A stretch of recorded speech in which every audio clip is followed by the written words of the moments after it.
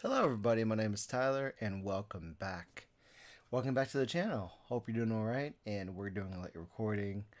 I figured the sooner we get these done, the sooner we can move on to other topics or conversations we can have for the podcast and video episodes. How are you doing today? I recently went to a grand opening of my friend's garage. It was successful for the most part. There were parts of it that were enjoyable and very photogenic, videogenic. There are a lot of cars. I'm very excited for the next stage at Stage Auto Center. Uh, it was fun. I liked being there when I came by. This is my fault to where I didn't try. I did not find a good parking spot, but I found a good one towards the end of the event, which was good. So, no harm, no foul, right? All right, so we're gonna go ahead and I think I had a burger from. I would have to look up. Let's look. Before we start recording this episode, Happy Fat Kid sandwich from which food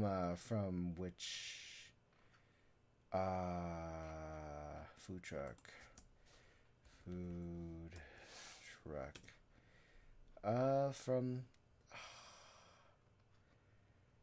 it's called the Happy Fat Kid sandwich, but food truck, I have to figure out what's it called, but where is it? So I can't find it. It's too bad. But essentially, I had a sandwich called Happy Fat Kid, which was a double cheeseburger with pulled pork and bacon. And it was very delicious. It was paired with fries. That was very nice. Very good. So I really enjoyed it. I would love to do that again. It was nostalgic to the Krispy Kreme double cheeseburger with bacon, but yeah, I would love to try that again. Eat your burgers, right? So let's get started with this set of questions from 16 personalities. You can find it online if you look up personality test. It's the first thing, almost the first thing you find. So let's go ahead and get through this section before we find out more about next week. You enjoy watching people argue. I slightly agree, only in context. One of my favorite times where I like watching people argue is regarding hot takes, like hills to die on. Case in point, on the Distractable podcast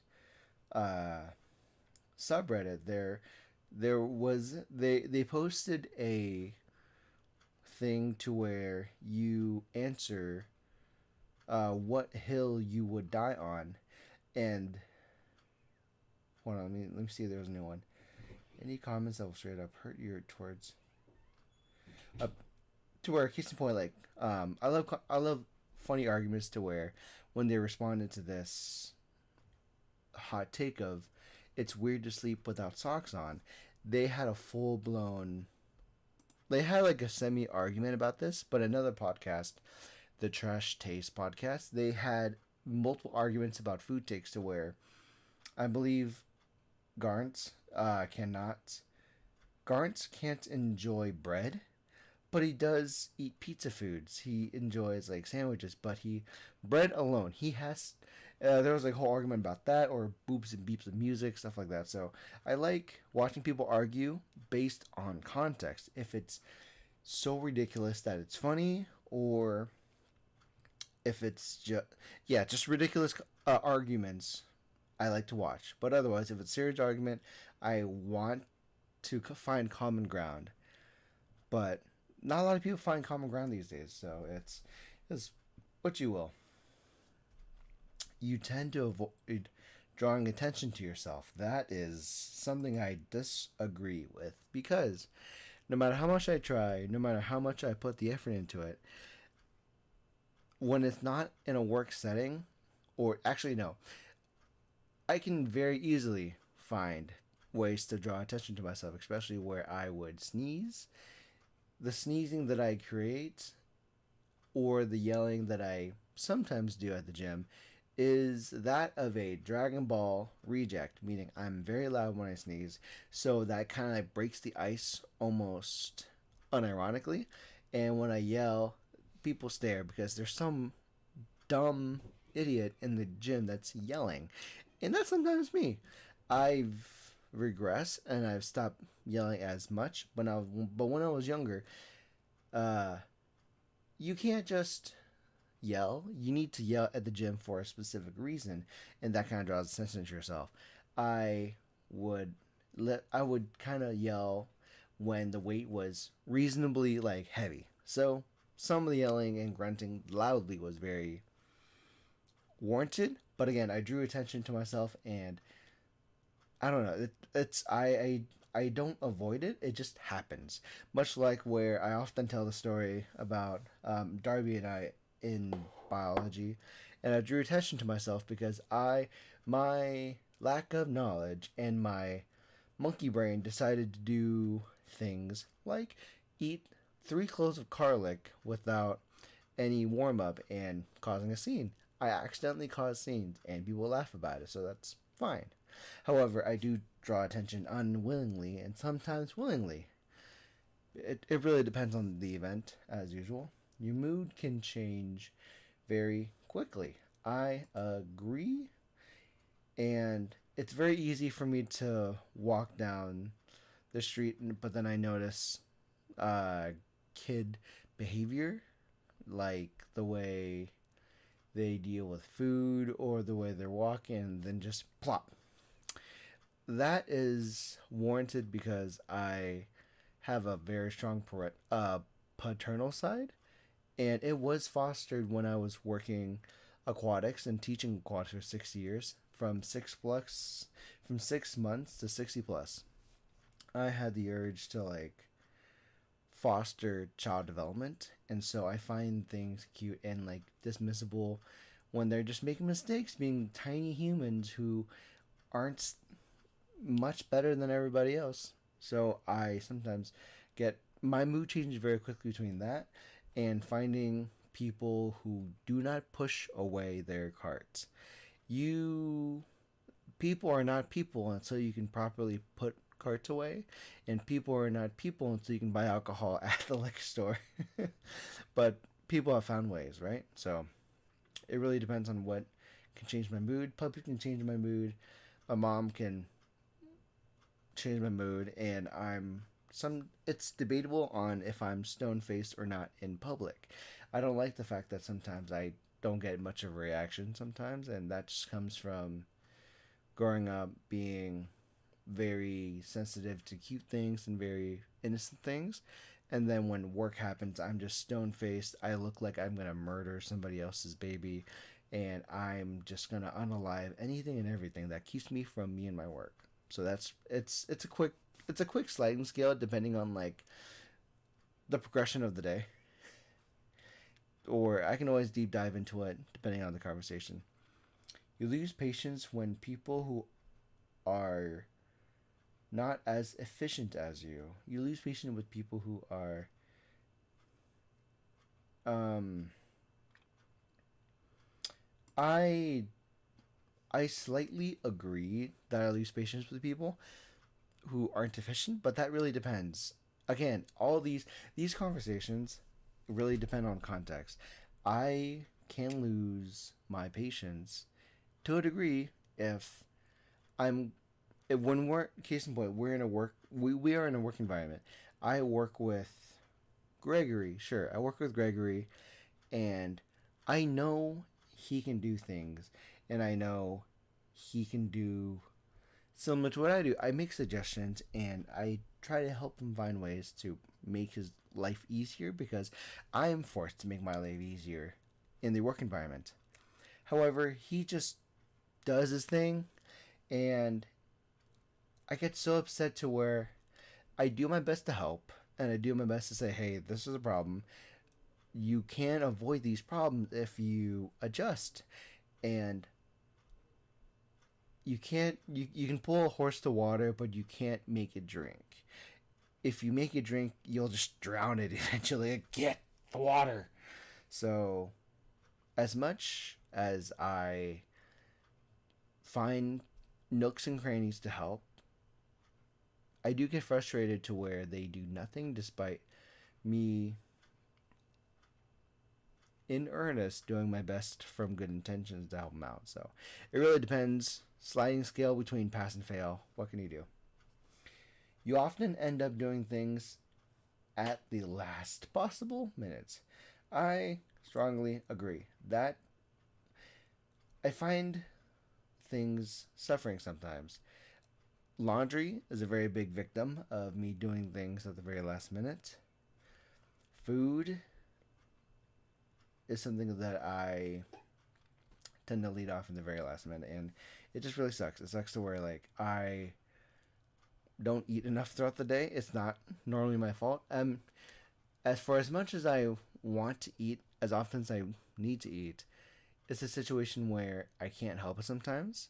I work a 9 to 5 at night, and it is sometimes a struggle to make food during the day when you come home exhausted. And people in my life have been very generous of their time to help me out.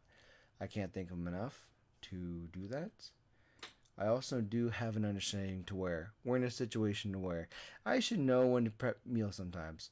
So I shouldn't have to do that very last minute. Otherwise, if I don't prepare it at the very last minute, I just end up buying fast foods. And the least I can do for fast foods, if I'm being unhealthy, is to do breakfast foods. Because at the very least, with those macros, they are better than the regular combos or the meal deals. And I am trying to get into a healthier place, but it really depends. And I'm trying to get better at my cleaning or even teeth brushing. Teeth brushing, it took me a long time to not do that last minute anymore. When I was going through school, it's gonna sound disgusting. I'm very sorry, but almost like sad, disgusting because like growing up, I was very my mom stressed a lot about education and stressed and judged my brother and I based on our grades. If we fail or if we drop in grades, there's an assumption that we are goofing off, and the goofing off takes away from our ability to succeed. When the reality is, maybe calculus is just hard. Maybe anatomy would put me to sleep. Maybe I didn't want to learn French. However, I made the unhealthy habit during school to save teeth brushing to the very last minute because I was so focused on studying that I always bring food to my work. So I would be eating while studying. I would be eating while playing games probably when I'm taking a minute to relax. I'll be eating while traveling because the multitasking ability of just eating while doing a thing saves time to where normally a normal human would just sit down for the 15 minutes, 10 minutes to sit down, napkin, fork, eat, and then go put away the dishes and then do that.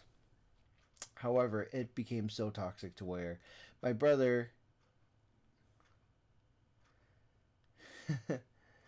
my brother gave me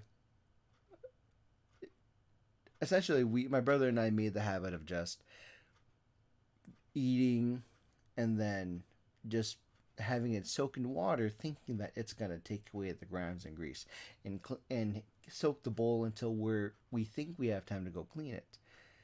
It was never instilled that you're allowed to take your time to get something done, and we were never taught to like, hey, just go take your time, clean everything before you leave, and if the grade sucks, then it sucks, but otherwise, don't worry about it. There was so much stress on grades and how we were viewed based on our grades that we sacrificed a lot of things, including doing the dishes right then, right there, or brushing your teeth right then, right there. And I finally got back into brushing 3 times a day, 2 times a day. But I have to schedule it, much like how I would have to brush my teeth like during my first or second break, first or last break, and then again after I get off work. I have to schedule that, and I'm sometimes forced to brush my teeth when I'm out at work. And then I would brush my teeth right before we go to work. So I finally got a routine. It's not the best, but it could improve.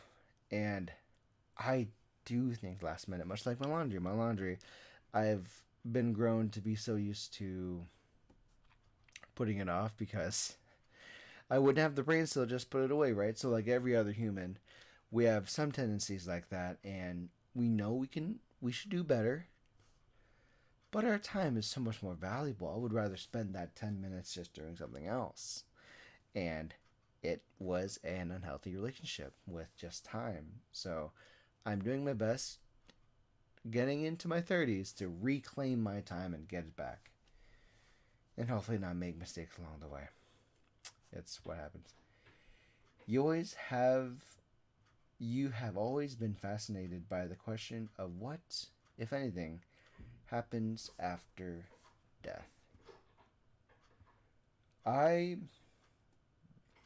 I think about it I think about it in the most simplest and lightest of terms. Essentially to where when you die, the question stands to whether you enter a situation where we live in a society to where religion is king, gaming is king, and some people believe that you go to the promised land, to heaven, when you die, and then you get to do whatever you want in order, like, and then you be happy.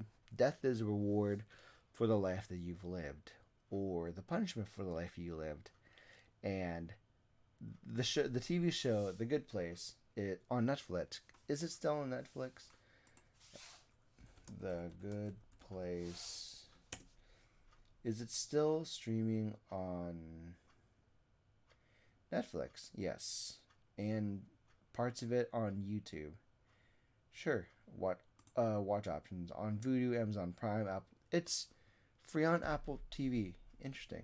But essentially, the ability to watch this show is available to you. So watch it. I recommend you watching The Good Place. But the TLDR is that they answer the question of, they give an interpretation of death to where once you pass away, you are allowed to do almost everything and anything you want. Then the question presents itself to where, what if in the afterlife you've done everything to your heart's desire? Do you continually try to do things until you're bored, or you come to a point where you're satisfied of just moving on? When you move on from the afterlife, there's the idea of just, I'm ready to disappear and to go back into the cycle. And you may or may not bring back what you've learned in the afterlife and your old life into the new game, into the new life. So there's a question about whether or not, if there's an afterlife for those that are already passed on. So I don't often think about what happens after death, because there's already other shows. There's The Good Place, which shows I think, a good interpretation of what happens after death. You're either in prison for what you've done, or you get to live your paradise. And then when you're done with paradise, you're able to move on, get back in the circle, and just exist again, but with a different set of rules and a different set of personalities. And you won't know your personality until you lived it, and you'll be oblivious to your past life, because you've already done everything that you wanted in your past life in heaven. So that's sometimes the concept of the concept of death is abstract, but for something to be so abstract is very fun to talk about.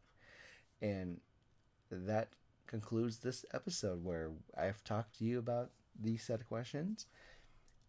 In the next episode, we'll move on to the next set of questions that this website provides, and I'm very excited to talk with you about it. Then, let me know down in the comments what you want me to go deeper in terms of conversation, what kind of conversation we should be having, and I'm excited to continue these set of questions because they do provide questions that hopefully gives you an insight as to who I am, and it gives me a chance to really just reach out. Maybe you found this podcast episode and you feel closer to me and we can bond from that. Maybe this video reached you at a time where you had nothing better to do, nothing better to watch, or if this entertained you, thank you. I'm happy that it did. Alright, we're going to close out this episode. Thank you guys so much for watching and listening. You can find me on social media at WTPHU and Spotify Anchor at WTQ. Thank you guys so much for watching and listening. And as always, my name's Tyler. I'm your friend, and I'll see you next time. Bye.